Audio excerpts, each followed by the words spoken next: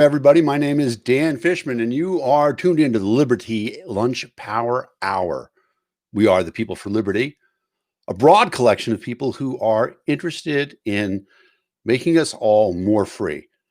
You know, it's a difficult concept sometimes because if you ask Americans, are you free? They'll be like, yeah, I'm free.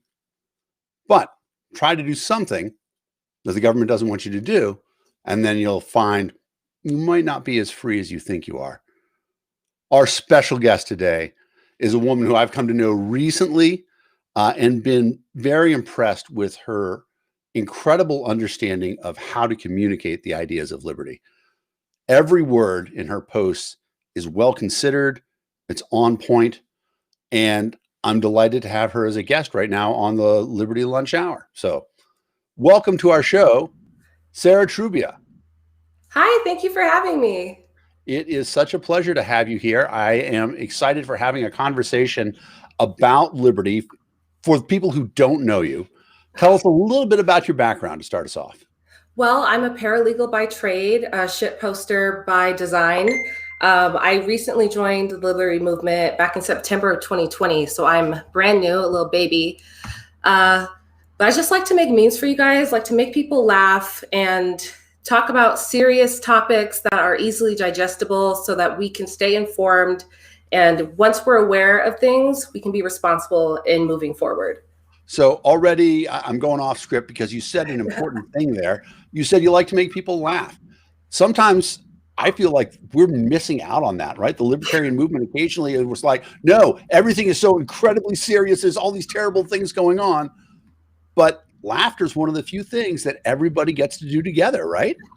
Absolutely. Laughter is the best medicine. And we find that people tune out when things are depressing. They don't want to talk about kids in cages and people dying in the street. But if I can make you laugh about kids in cages and people dying in the street, then we're talking about it. And that's the biggest hurdle.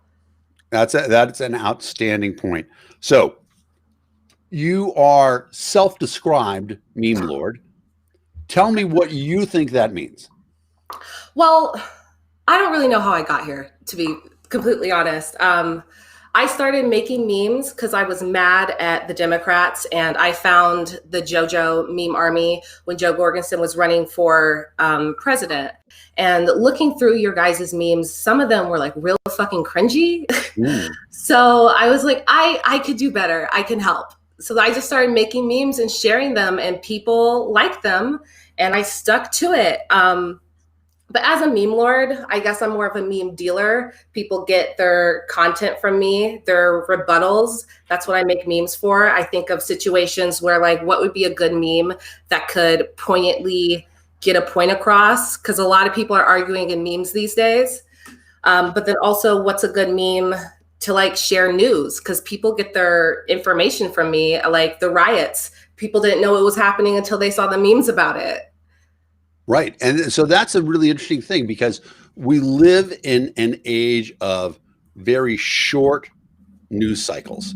And in many ways, what you're doing requires, it requires an artist's touch because if you just say one thing, right, people aren't going to understand the larger context. So how much time do you put into, like, when you start thinking, I'm going to create a meme around this idea? Does it happen immediately? It comes out? Is it something you have to think about? Collect the images? How do you do it? Tell me about your work process. Well, I think of myself as an artist. I speak in metaphors is basically what I'm doing. So as I like scroll through the internet and I find a picture like, oh, that'll be a funny meme, and it goes into the stash. And then when I want to make a meme, I'll start scrolling through my different pictures and think what would be the best way to figure out and navigate a point that reaches people, not only their like hearts by making them laugh, but their minds by starting a conversation.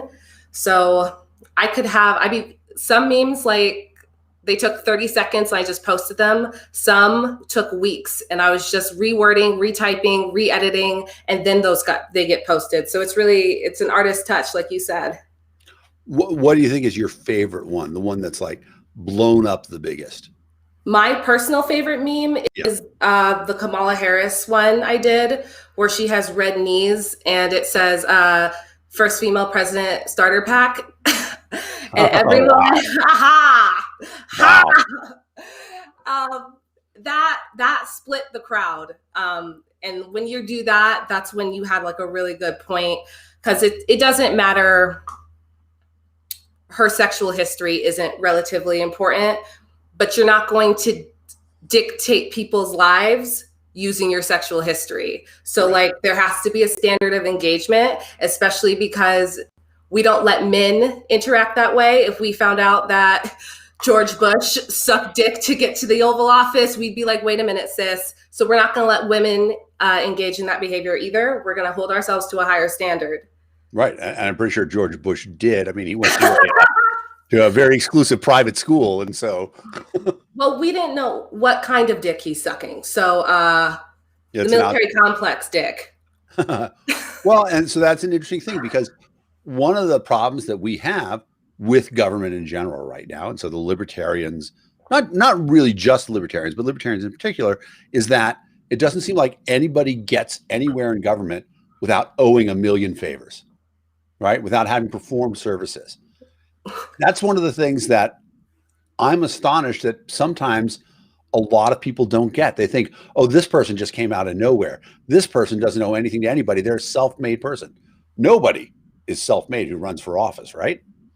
Absolutely not. They're on the coattails of everybody. And that's why it's so astonishing when we have a real underdog like Donald Trump, who not necessarily self-made in his business, but definitely politically, he came out of fucking nowhere. And people appreciated that he was an outsider, so to speak. And Americans love a good underdog story. I wish we just had more discretion when we were choosing who we backed. You know, you raise an interesting point, because one of the things that I like to say that is at least somewhat controversial is that Donald Trump was possibly the most honest, because he believed all the crazy stuff that he said. He didn't know what was truth and what was lie. He just believed every single thing that he said, which is different than most of the politicians who feed us a lot of, I mean, you know, my favorite line is, they treat us like we're mushrooms. They keep us in the dark and feed us bullshit. That's a great joke. That's like, he was authentic in the fact that he was an idiot, and like people can appreciate that. And if we think about, one of my favorite comedians said this, think about how stupid the average person is, and think about how everyone's below that person below that. And he got to cater to the people that could understand words like bigly, and they didn't bat an eye at it. But like the textbook definition of a compulsive liar, they wholeheartedly believe the lies that they're telling. And I don't think people necessarily believed in what he was saying. They believed the passion he had behind it.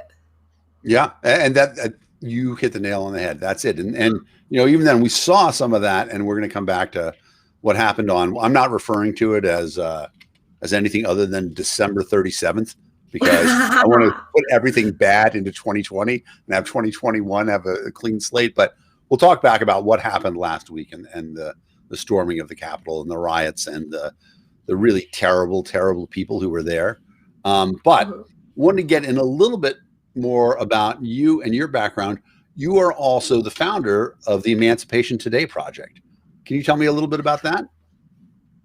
Right. So the Emancipation Today Project is centered around getting people out of jail in states where drugs have been decriminalized or legalized, but also getting their records expunged, because if they have this blemish on their criminal record, it boxes them out of employment and housing and other opportunities, especially here in Colorado. If you have a drug offense, you can't get a license to sell weed, which that's like what, 70,000 people now cannot sell weed for the reason that they're in jail. That doesn't make sense. And if we're going to, as a society, say that this is okay now, then we have to stop punishing people long after they've served their sentence. Also, It's kind of my FU to BLM, the organization.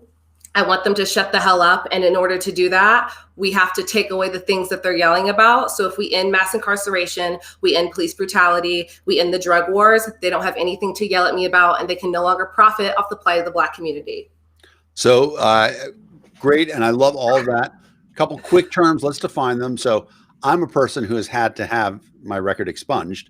Can you explain what that means for the people who don't know what that means? So when someone does a background check on you, you have your history on it and different things, especially felonies, murder, drug charges, stuff like that. If you have a parking ticket, it can show up on there. So and even an arrest. So that's what happened to me is I got arrested. I ended up being found not guilty. I just got arrested because I said something to a police officer that they didn't like, and they arrested me. Freedom of speech, right? Well, what was he was in the process of arresting a friend of mine. I said a certain I said a certain 3-syllable word that the police don't like to hear, and so they arrested me too. And I ended up getting that expunged because the arrest would have been on my record. And not that I'm embarrassed about it or anything like that. I just don't want people to prejudge me, which absolutely. We talk about the fact that prejudice. That's what it means. You are prejudging somebody. And I recognize the privilege I had to be able to do that. A lot of people don't have the ability because it costs money to get their record expunged, which is ridiculous because if the police department makes a mistake, why should I have to pay to get that removed? But, I'm not going to fix everything that's broken about the government and the police department in one podcast. So we have to save a little bit of that. So tell me, for the Emancipation Project, what are some of the places that you're like, it's going to be easiest here, or here we're going to have the most traction? Does it differ from state to state? I think it definitely differs from state to state, and because every state has their own culture, they have values, especially as we're trying to get people on board with this. We need to put it in terms that they're going to be able to understand. Like in Colorado, in terms of you're boxing people out of the weed market, we're also money away from education and healthcare and stuff like that. If we are paying to house people in prison for drug offenses when these drugs have been legalized. So being able to reach within your community, and that's why I rely so heavily on people being leaders within their own place, because no one can serve a community like that community. Yeah. So when you talk about sheer numbers, it's astonishing, right? The number of people who are actually in jail right now for nonviolent drug offenses. And as we see more and more states move to legalization, you would think that automatically this crime that you were convicted of isn't actually a crime anymore. And so you shouldn't be in jail. But that's not what happens, is it?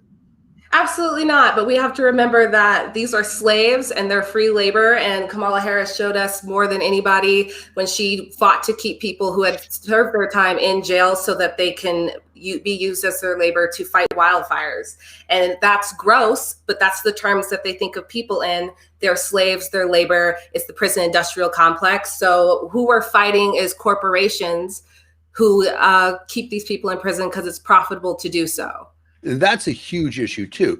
The prison industrial complex, the amount of, I don't want to say free, but essentially free labor that is provided by prisoners is ridiculous, right? I mean, essentially considering the fact that, we specifically passed laws that said no more slavery.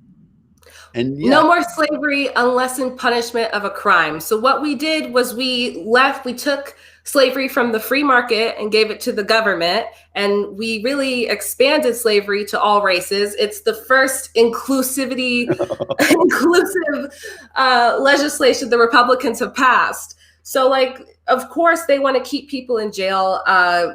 People who own private prisons have politicians in their pocket.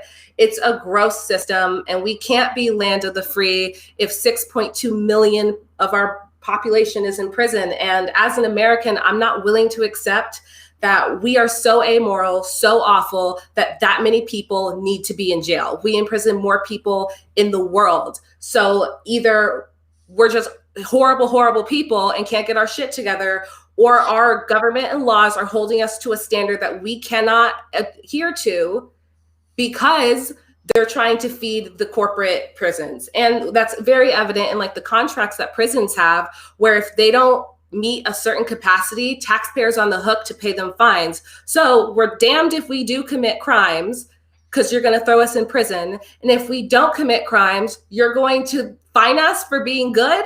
It's stupid.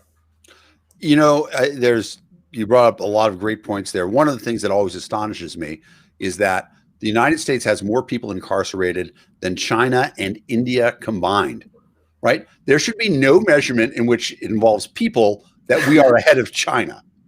But instead, we've got all these people in jail. And then the other thing about it is that because there is, you know, as you said, a prison industrial complex, there are actually people who legislate for longer prison terms, right? They lobby to keep people in jail longer, right? 3 strikes rule. I mean, that's an insane thing. But the one that's been really crazy, right? And you know, I think this is something that everybody agrees is abhorrent. But you're familiar with the case of the judge in New York who was sending children into group homes? No, what? So he was being paid by group homes. Wait a minute, what? Yeah, so he actually got arrested and he went to jail. But you can look this up. There was a judge who was getting paid because, you know, he had to run for office. And so he needed all this money. He was getting paid by group homes to convict kids and sentence them into group homes. It's just the worst thing. And it shows how corrupt the system is. Just burn it. It is. And it's that. And the thing that always gets me is that, you know, we say that we're, you know, interested in a society where of the people, by the people, for the people. And yet when we start saying, okay, but we're going to remove these people out of the people, we're removing them from the group, it's so hypocritical. It is not what our country is meant to stand up for. Absolutely. I'm hitting this over the head. I'm preaching the choir. You understand those basic things about it. The Emancipation Today Project, if people want to get more involved with that, what's the best way to do it? How do they get in touch for that? Well, you can message me directly at my Princess Riviette profile. We also have a website up, which I will link below as soon as we're done. And if you follow me at Sarahbrook Memes on and Instagram, I post periodically about different projects we're working on as we start building traction. Awesome. This is, I think, is one of the most important ways to wake people up to liberty, is seeing what's happening in the judicial system and seeing how there really isn't justice anymore. A lot of people are being locked up for no good reason, or longer than they need to be, or just because the judge is having a grumpy day. And it's unfortunate, but unfortunately, but it's true. And that's, you know, that's another thing, just to talk about briefly. So my uncle used to be head of the ACLU in Texas, and he had a case that somebody contacted him. This guy was a law student in Houston, and he was arrested, and the public defender said, so I think you should just plead guilty and you'll get, you know, suspended sentence. He's like, but I'm not guilty. I didn't do anything wrong. And he said, oh no, well, you know, you plead guilty, you're going to do fine. You're going to piss off the judge if you demand to have a trial because you're innocent. And he's like, no, I'm not going to plead guilty. And so they brought him in front of the judge, and the judge said, yeah, you have to plead guilty to this because otherwise we're going to throw you in jail and you're never going to come out. And fortunately, because he was a law student, he contacted the ACLU, who took his case, stuff like that. But the system is so stacked right now to be a conviction machine instead of justice that there are a lot of people who don't necessarily have those resources who are sitting in jail right now. It's terrible. Yeah. The prisons are the only thing that I don't think should be open to the market, because the market can do things better than anyone else in the world, and it will do it for cheaper and the most efficient. But we do not need to be efficient in processing criminals. Like, we need to be rehabilitating, getting people back into society. If there's a dollar to be made, someone's going to make it, and they don't need to be making off the backs of our citizens and fellow Americans. I've actually thought about that a lot. And maybe the problem is that we're buying the wrong service. Because we're paying for incarceration, we get a lot of incarceration. But if we paid for rehabilitation, like we say, okay, you know, here's this person who goes to jail, and we're going to pay you $100,000 for them in total. Now, if you have to keep them in jail the entire time, you're going to have to spend that whole $100,000 or longer. But if you get them out after $10,000 worth, you get that $90,000 for free. It's nothing for you. If we can find a way to incentivize rehabilitation, maybe there would be a market for it. But the problem is that there are people right now who are gaming the system, right? Whenever the government gets involved, there's government money, people figure out a way, how do I get that good, easy government money? And so, perfect example of this, right? Private prison industry is the #2 donor against legalizing marijuana across the board. #1 is the tobacco industry, but #2 is the private prison industry. #3, I believe, is the Mormon Church. But it's crazy that, they have this thing where people can make laws to get people thrown in jail because that's how they make money. The terrible, terrible thing. All right. So we talked about Emancipation Today. You are also the creator in residence for People for Liberty. So whole bunch of things, right? We talked about memes, but video rants, letters, stuff like that. You do it all, right? I wear many hats. That sounds exciting. Tell me about a video rant. What's your most recent video rant? Do you remember? Most recent, I think it was against Mark Zuckerberg because he keeps fucking bullying me on the internet and deleting my profiles. And I just got my Princess Ruviet profile back after he deleted me for a month for being a bot. And sometimes I get passionate and I shoot off at the mouth. But I was so mad because he doesn't need to do any of this because now he's taking responsibility for government elections, which does not make sense. If you are a private company, tell the government that they are responsible for their own elections. And then you don't have to worry about this. No one's going to make memes about pushing you to the fucking ground and no one's going to hate you. And now you've opened yourself up to American elections. Now you got to do Uganda elections. You got to do Sudan elections. You got to do Canada elections. Why did you do this? It's because he's a coward. He got in front of the big government and he got scared. And instead of telling him to fuck off, which would have been my first response, he was like, okay, we'll just do it. And then he's trying to use algorithms to police people. And that's not how people work. You're never going to have an algorithm that can predict human behavior and can interpret context, can interpret tone and relations and what I say. If I say I'm going to push somebody and they're my friend, that's a lot different than saying I'm going to threaten a stranger. And your algorithm can't tell the difference. So just leave me the fuck alone. You're a platform, not a publisher. You don't have integrity or ownership of my ideas. And by censoring me, you're censoring my ship of them. So then they're going to be your fault if I do something stupid. Leave me alone. I just want to play memes. So good. Now we've got a good example of what a video rant looks like. Appreciate it. Little going on in the background right now. But let me talk about an interesting concept there, because you say that he's a publisher. And so I've heard this argument that the difference between a publisher who just puts things out and somebody who's actually creating the content is that the publisher doesn't get any say over what they publish, that they have an obligation. Is that where you're going with that? Exactly. He's just a platform. He's just a means. And you already make money off my attention. Every time I post and someone engages, you make money off of me. I'm doing you a fucking service. So why are you trying to restrict my access? It's I'm a hog. PETA should be advocating for me because I'm a sow. Just a cage that's too small to turn around because you're restricting my access to a platform that you continue to make money off of me. So just tell them, make your money. Make your money. I'm advocating for you to make your dollar because I am so against government regulations of anything. I don't want the government to regulate Mark Zuckerberg. And yet he's making it sound better and better every day when he's being an asshole. But so, to play a little devil's advocate here, it sounds like you do want the government to regulate him. I want the government to push him to the fucking ground. But if he wants to play nice, I would be on his side. What is it that's valuable to you about being able to post on Facebook as opposed to some other platform? Because I'm comfortable with Facebook. I'm such an old woman, like Twitter bores me. Instagram, I'm so bad at keeping up with it. But like Facebook is like my niche, I get the platform, I know how to use it. It's what I want to use. And as a market, a consumer, I have that choice, and I'm letting Facebook make money off of me as opposed to Twitter make money off of me. So you should be thanking me, Mark. But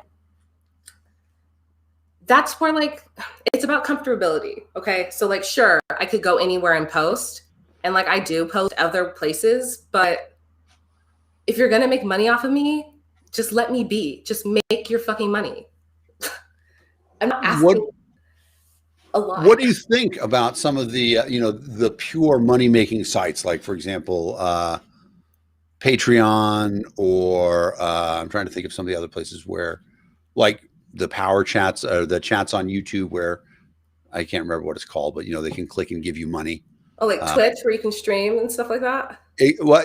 Twitch has that thing, but YouTube has this thing where if people like what you're saying, or they want you to see their comment, they can put $5 behind their comment, and their comment will scroll past. Speaking of which, everybody who's watching, you guys should throw some comments in here right now so that Sarahbrook and I can talk about them, because they're scrolling right there on that side of the screen.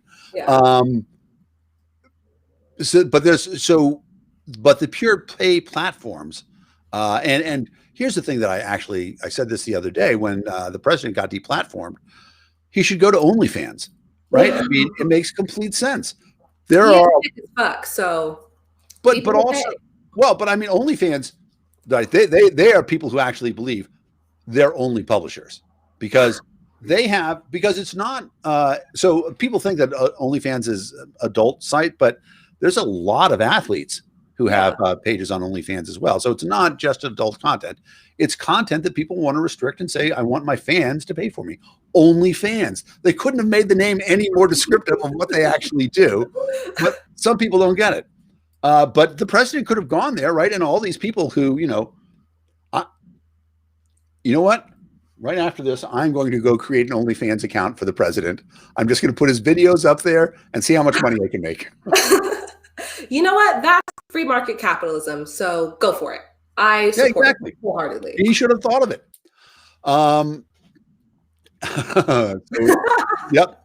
Thank you, Andrea. We agree with that. He is going to need the money, because I have a feeling that what we saw last week is going to end up costing him a great deal of money.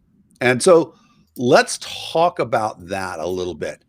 Last Wednesday, or a week before, Wednesday last week, where were you when you heard that stuff was starting to get crazy? Girl, I was in bed and people were messaging me and they're like, I hope you're making memes. I was like, I'm always making memes.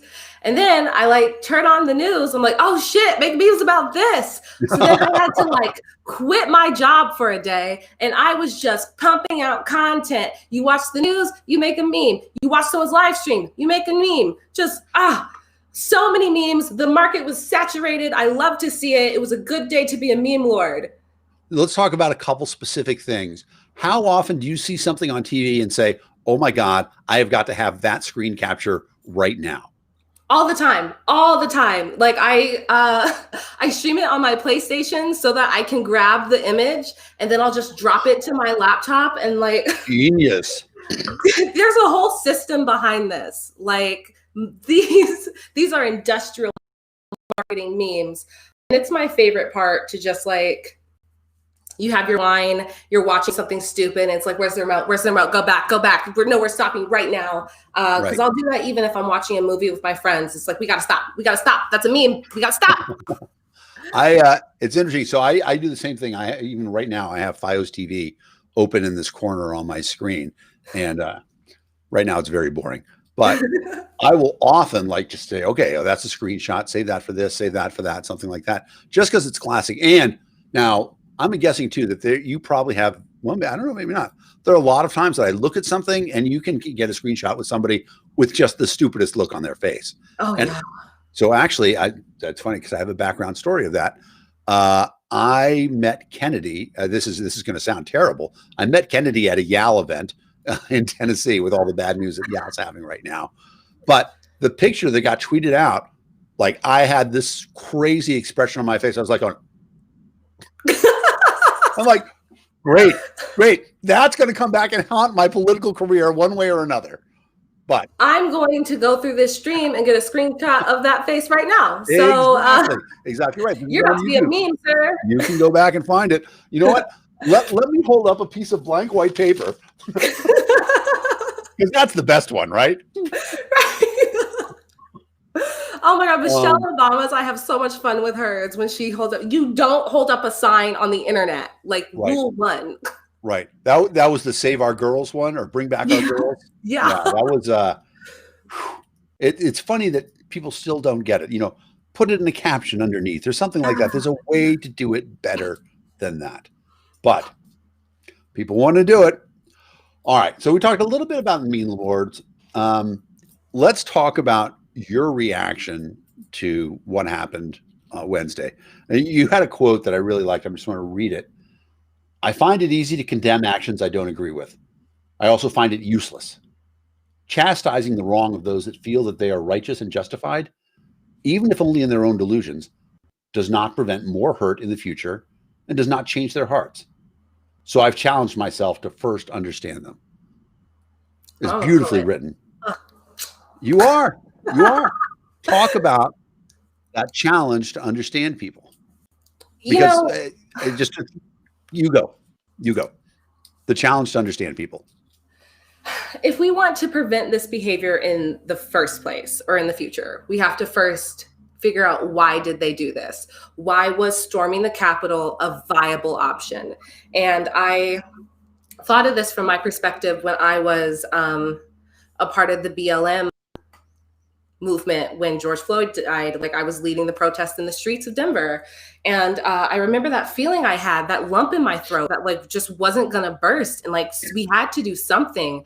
And it's such a feeling of desperation of like, I'm sick and tired of hearing these stories. I'm sick and tired of living my life this way. Something has to give. So to be able to put yourself in that perspective of these people, the kind of people that were there, none of them were around my age. Very few of them were. It's people twice my age who remember what it's like when the economy wasn't shit, when you could take a vacation every 1 to 2 years, when you didn't have to be so PC, when you could go to the airport and fly internationally with just your ID. That's what they mean when they say make America great. And the challenge in understanding that is there's a generational gap where people my age don't know what that's like to grow up in America like that. I've only read about that in textbooks. Like, it's always been awful. You've always been drowning in student. Your rent has always been too high and wages too low and the job market shit and you can't use your degree. That is reality for us. But for them, it's not reality. They want to live a better life in America. That's what we all want. Our solutions are just different. So if we can meet them where they are, we'll be able to build them to where they need to be and see that your issue is not the Democrats in charge. It's the Democrats being in charge of a government system that allows them to dictate your life wholeheartedly. We have to redefine our enemy, because we spend so much time beating each other down with the very shackles that bind us together. And if we are able to recognize that we're Americans fighting tyranny, we'll be able to move mountains together as a nation. Really well put, really strong points. Sometimes I wonder how we get to communicate with people who seem to be separated from, in my opinion, reality. I have good friends who are Republicans and Democrats. And you know what? I am going to drink as well. I am pulling out the Knob Creek Rye Whiskey. Nice. There is my glass. So I have good friends. A woman who I refer to as the libertarian daughter that I never had. And she firmly believes that there was massive election fraud. More than that, she believes that it was Antifa that stormed the Capitol. How do we find a way to communicate with people who, they are so disassociated or so separated from reality? I think we need to pick our battles. Like, who gives a shit whether it was Antifa or Trump or that's the Capitol? Americans stormed the America Capitol. That is the issue. Americans thought that was a viable option to go there because Americans felt disenfranchised. Now, we can separate ourselves with a million labels if we want to, but that doesn't change the fact that rent is too high, wages are too low, we can't find a job, our people are dying in the streets, our healthcare system is overrun, they're drowning in student debt. These are all issues. And if we want people to shut the fuck up, we have to fix what they're so, and put into perspective that you're not mad at each other, you're mad at the government system that created this issue that you're facing. And we see it in the sides separating themselves as, oh, well, these riots shouldn't have happened, and it's different than the BLM riots because they were arguing for good reasons and the Trumpers were arguing for bad reasons. And it's like they're fighting for the same, they're both upset because of government overreach. They're both mad about that. And I'd argue, go ahead. I was going to say, but already the people who look at these and they say, these are different from the BLM riots, protests, etc., and say that the thing that's different is not the fact that the composition of the people who are involved in the riot is not a huge thing about it. That's the reality that they're missing. The people who think, you know what? The way the protesters stormed the Capitol is exactly the same way that protesters were treated in Ferguson, the same way that protesters were treated in Minneapolis. It's insane to me.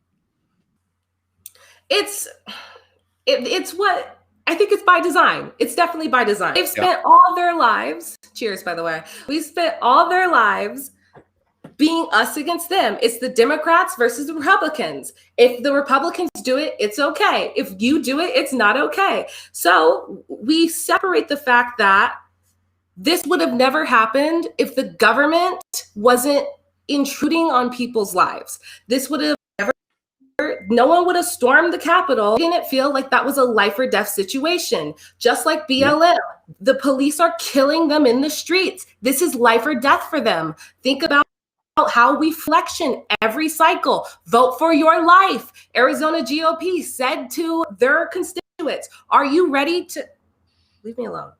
Are you ready to die to overturn this election? And what did they do? They went there and died. We need to hold our politicians and our leaders accountable because the words that you speak are inciting people. And that's why I'd argue that both of those issues, both of those like wrongdoings are entrapment. That's why I will not condemn either one of them. Because at BLM, we remember seeing videos of police unloading their fucking vans with bricks. I live in Denver. We don't have fucking loose bricks just chilling.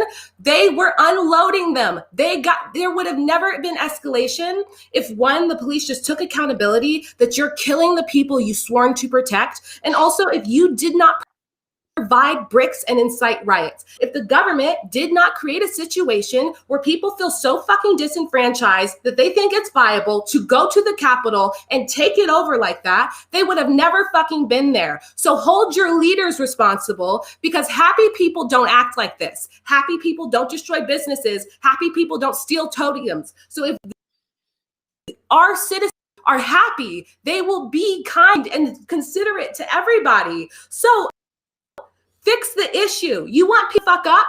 Fix the thing that they're yelling about. I think 100%. I agree with you 100%. And the thing is that fixing those things really is simpler than everybody thinks it is because they think they have to fix every one of 100 or 1,000 different issues. But really, there's just one issue that has to be fixed. People, you talked about they're not doing this because they're not happy. There's a libertarian organization called the Foundation for Prosperity and Harmony. And they say everybody just needs to understand that everybody else only wants to be happy. They don't want anything else. They just want to be happy. It's what every human wants. And it's only when we start interfering with their desire to be happy, they're seeking to be happy, that we have any problems. And really, there are only a few ways that we should ever be concerned about what anybody does. Like I've often said that so many issues on the right and the left are really just one issue of, does somebody else get to define what morality is for me? And morality is something that I think, it's very personal. We talk, I said this in the show last week. we have almost perfect religious tolerance here in the United States, certainly compared to everywhere else. We have Muslims and Jews and Hindus and Christians and all the various sects of Christianity. Everybody lives together. Mm-hmm. And it's fine. We don't have any problem, right? Catholics don't want to eat meat on Friday. That's fine. Jews don't want to turn on electricity on Saturday. It's fine. Who cares? We don't care at all. But how crazy would it be if we had an election and, let's just say that the Catholics won, right? And then we said, okay, for the next 2 years, everybody has to live by the Catholic rules. No, exactly. It would be insane, right? No meat on Friday, no premarital sex, all these crazy rules that, nobody thinks that's a good idea. So where did we think that, okay, we're going to have religious tolerance, but we're not going to have political tolerance? We're going to say that everybody has to live under the rules of whoever wins an election politically? Well, you make money off of morality is the issue. Because the Democrats and the Republicans, when they're pushing their legislation that are legislating morality, they're in somebody's pocket. So what we're really, whenever somebody says, I'm trying to save humanity, they're really trying to control it. So that's why it's so important that we remove government from morality. Because if you aren't killing people because the law says you can't kill people, get help. There are laws. Society moves faster than government can dictate it. So just live your life, be a good person. You don't need some asshole behind a shiny desk telling you what to do and how to live. And I think that's the fear that the Democrats and Republicans play off of is this person's going to tell you how to live. If you don't vote for me. And it's well, why don't we just live in a system where no one can tell me how to live? And then there's nothing to be afraid of, babies. Yeah, perfectly put. The idea that, and you would think that this would be immediately apparent to everybody who at any point in time has said, oh, government has done me wrong. Yeah. But their answer is, so that means I need to control government so I can do other people wrong, which is insane. How do we get past that part of it? Because it seems like people really hate when morality is being legislated against them, but really love to legislate their morality on other people. How do we get people to accept, hey, different strokes for different folks?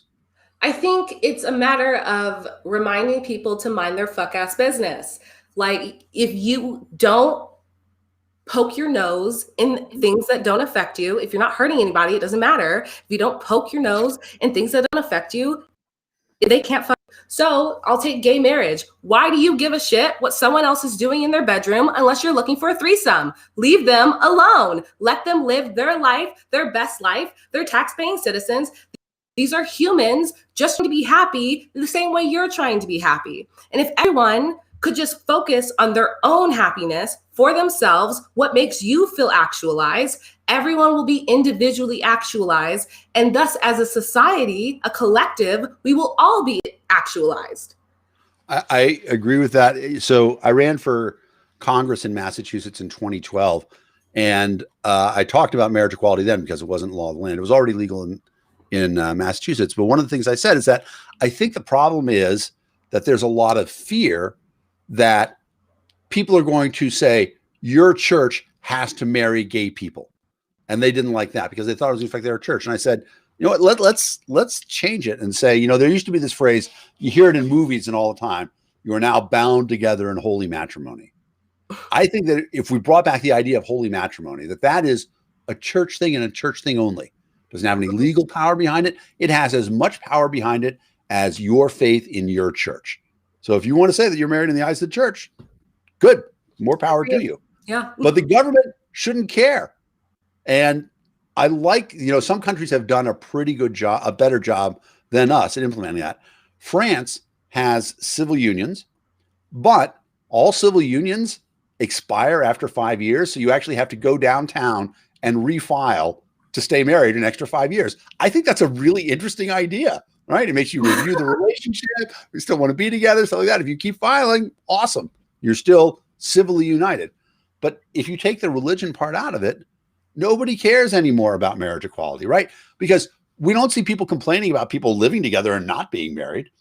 And Well, I don't know. I think just take the government out of marriage, because it feels more like a scam to sell marriage license. Like, leave me alone. Why Well, does the government give a shit? and the marriage penalty. I mean, I think about that all the time, because for the people who don't understand the way the marriage tax penalty works, let's hypothetically imagine that my wife and I each make $100,000. Well, if I were paying taxes, I only get taxed at a percentage of 30% for things I make from 70,000 to 100,000. Same thing for my wife if we're filing separately. But we file together, everything from 100,000 to 200,000, we get taxed at 39%. So there is a penalty in government. Yeah, exactly. In the tax system for getting married. And so that's why they have all these things about it. They're like, you're paying for the privilege. And these are the things that are insane to me. So I had friends who were, this is long before marriage equality came to pass, where in order to get hospital visitation rights, one person adopted his partner so that he would be his legal heir, so that he could visit him in the hospital, have power of attorney, all that stuff, because it's just insane. Why do we tie all these things to some legal system? If somebody wants to, visit you in the hospital, they ought to be able to visit you in the hospital. If we want to have the idea of defining what a family is, that's insane, because nobody gets to define what a family is except for that family. I had a friend who had the geekiest guy you'll ever meet in the world. Was never going to get married. Never. I mean, like, I'd set him up on 2 dates. Both times the woman said, that man is not made to go out with people. not women. He's not made to go out with people. Yeah. He was a nice guy, but he really had no social skills. Anyway. Libertarian? He was not even a libertarian. He was like beyond crazy stuff. But so one day, his sister was married to this really nice guy, and he died in a car accident. It was terrible. My friend was an engineer, and he said, you and your kids come and move into my house. You don't have to worry about money, anything else. I got all of that stuff. I will provide everything for you. And those kids called him Uncle Jim, and he did everything he could, like things that like he hated. Like, he was not a person who liked to shower on a regular basis, but he's like, I got to do this so I can set a good example for the kids. It actually was something that made him a better person, having those people in his house. And then one day he's sitting there and sees that there's this tax program that is available for families, and he doesn't qualify because the government says he's not their family. They're not a family together. I'm like, what the fuck, right? Where does government get off defining that? It's insane. All right, it's insane. We're running out of time. I want to hit on a couple of the questions. John Novello asked how you see the current distance learning affecting your family/community.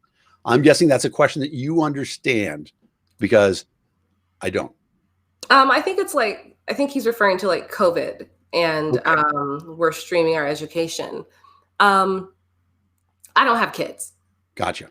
I don't. Are you in school right now? No, I'm not. So okay. Like I beat the system. But here's the thing. Different strokes, different facts. Some people are doing really, really well with this distance learning. They get to be self-paced. They don't have to like listen, nodding in the back, not fucking getting it. I was one of those people. When I was in college, like I did online classes because it just fit better. Like I'm not patient at times, and being able, and that's detrimental to the person that doesn't get it because I'm making them feel like a piece of shit for not doing it. Right. But some people need to be in school. Some people need that camaraderie. Some people need to be able to, hey, like this teacher isn't explaining it very well. Do you understand it? They need that. So I think this is a great opportunity as we like evolve our education system to be able to accommodate for people and their learning styles. We tell ourselves everyone's different, but we're going to make you learn the exact same way. It doesn't work. And that's why I'm an advocate for private education, because there's no way to standardize unique individual people. Let them be able to explore the way they want to interact, the way they will best be able to self-actualize and be a part of a community. I agree with you 100%. So something that people don't know about me is that my first career, I was a special education teacher. I actually did that for 7 years. I taught, I started off, I was actually in Liberty Hill, Texas when I started off working with emotionally disturbed, behaviorally disturbed kids. And then I moved to severe autistic students. And one of the things that stood out was in the special education community, parents know it's up to them. Okay. You know, the school system can do what it does, but it's really up to them. But in the larger scale public education system, so many parents have surrendered and said, oh, you know what? The school system's going to take care of that. I'm actually very fortunate in that my parents believed in both homeschooling and going to school. So, you know, we did a lot of stuff around the house. Like, I mean, I had reading lists that my parents gave me over the summer. Like when I was first grade, I can remember I had to read the pop-up Thomas Jefferson biography. It was awesome though, because it gave me this great love for liberty, but all that stuff. But I mean, again, that's also, I recognize the privilege of having had, you know, parents who were essentially scholars. But when that happened, right, my parents, because it was 1970 when I was growing up, they were used to a system where parents provided for their kids' education. Public education has taught most parents, if we're not here, you're fucked, right? Your kid can't get educated. And so now public education has succeeded at doing what it wanted to do. It destroyed the idea for most parents that they actually should be able to educate their kids on their own. They should be able to go out and get groups. And one of the things that's astonished me about the really good homeschooling movement that's going on is that homeschooling doesn't have to happen in your home. I see collectives, and I use that word in a friendly way, collectives of parents getting together and having all their kids together and say, you know what, John, you're really good at baking. You're going to teach our home economics class. Sarah, you're awesome at math. We got 3 kids who can do calculus. You're going to teach them. That thing of divvying it up amongst themselves, and it works great for the parents who aren't afraid to take that risk. But so much of what the school system does now is to teach parents, you can't do that. You're going to fuck up your kid. They're never going to get into college, et cetera, unless you let us be responsible. And here we are. There's money to be made. There's money to be made doing it that way. So fucking government. It's the government. It's always the government. Take the government out of your life. And I think that's what people are afraid of. Take the government out of your life. If there's one thing January 6th has taught us, is the government is only 4 walls and a roof. You can just walk the fuck in. In fact, they'll open the door for you. And you have a right to do that. You have a right to do that. And I know people are afraid of like, oh my God, they're trying to like establish a dictatorship. I just want to remind everybody, consent of the governed. There's 500,000 of them and 3 million of you. If they try to tell you Trump is still president, just push him to the fucking ground. Say no. Like, it's not that serious. But also, now we have a beautiful opportunity that the government is just a building. It's just a collective of people making ideas. So then we can go in there and make our own ideas. And like, that's what excited me about the riots at Capitol Hill. People can have an impact. And I think history is just our 21st century Boston Massacre. And we need to remember that the British are coming. The troops have already set in. And like, I'm looking for my George Washington, who's going to save us from the big bad tyrants. Crispus Atticus, who I meant, not Atticus Finch. It has been an amazing hour. Cheers. Cheers. You are watching Sarahbrook and I on the Liberty Lunch Power Hour. We do the show pretty frequently, 1 p.m. Eastern, 12 Central. Look for a couple more episodes. We've got a Martin Luther King episode coming up on Monday with Ricky Harrington Jr., who ran against Tom Cotton for Senate in Arkansas. We got a great episode with Spike Cohen coming up on Tuesday. You'll see all of these events listed soon in the various Facebook groups. List them on Twitter and on the YouTube channel. make sure that you go to peopleforliberty.org. Find out everything that's going on. Find out more about our organization, because liberty doesn't happen without the people.